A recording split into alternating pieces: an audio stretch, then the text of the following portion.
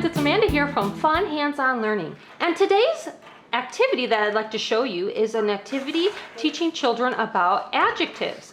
Now, I am in a series of videos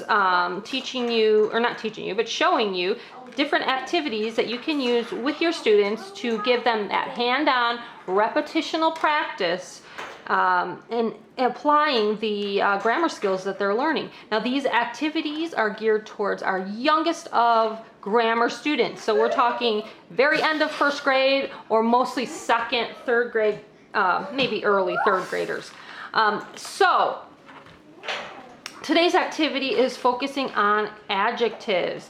And this activity comes with a couple of different things. There are some cards here, and there is an adjective list of words that the kids can use, and then there are picture cards. So here's what the kids are going to do. You want to teach them before they use this activity what an adjective is. An adjective is a describing word. You want to have practice that over and over again with them every single day. They repeat after you. An adjective describes, an adjective describes, an adjective describes. And then they can give you examples of what kind of words that is. So you want to have that foundation before they go on to doing this activity, because this is the application part. This is where they're going to apply what you taught them to actually do something. And this is where memory and comes into play, because then they're going to remember what you taught them. Okay, so here's how the activity works. We're going to take a card, any card that you have. There's a handful of them. They're just going to pick one. All right.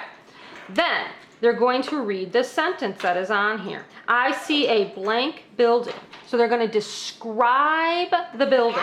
Well, what word are we going to use to describe a building? Well, we're going to look at our adjective list here. And I have laminated everything just so that it can be used over and over again. And I can use dry erase markers with it as well. So the kids are going to look at this list, look at these different adjectives, and decide, well, how could we describe the building? Well, it could be, the building could be tiny, it could be big, it could be tall. Any of those would probably work for, it could be an old building. And then they're going to look at the squares on their paper, and they can tell from the squares that, well, it can't be old because that would only be 3 letters, and big wouldn't fit there. So which one would fit? The word tall. Tall would fit there. So they're going to use their dry erase marker, and they're going to write tall. They're going to describe the building. They're going to use an adjective. I see a tall building. And then the last step is they're going to go ahead and look through their cards and find a picture of a tall building. See if I can find it. Here it is. So there's a tall building, and they're going to put it right there on their card. Now they're finished with this card. They can set that one off to the side, and they can go on. I see a something pig. What kind of pig? And in fact, if they can't figure it out from their adjective list, then they can go ahead and just look through their cards. Let's find a pig, and then let's see how we could describe him. So I found a pig in my cards, and I'm looking at this pig, and he looks pretty dirty there. He looks pretty muddy. So I'm going to look at my list and see if there's a word that would describe that. Yes, I see the word muddy.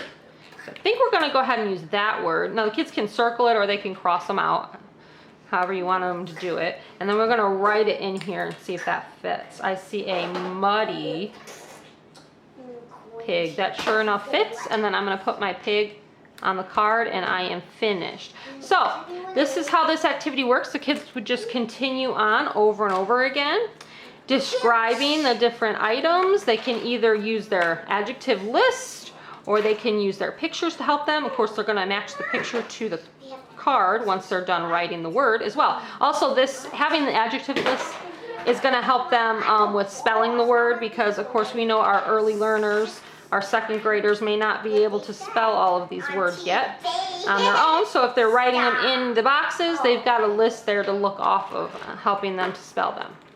All right, guys, that's today's activity. I hope this was helpful for you. If you're looking to get these activities for your students, links will be below to everything you've seen, or to this activity that you see in this video. And there's a link to the entire bundle of all of the grammar activities. It's called The Best Starts for, number 4, Language Arts. I hope you'll check it out. It's in the description box, and be on the lookout for our next video showing you another hands-on activity for grammar. See you next time. Bye.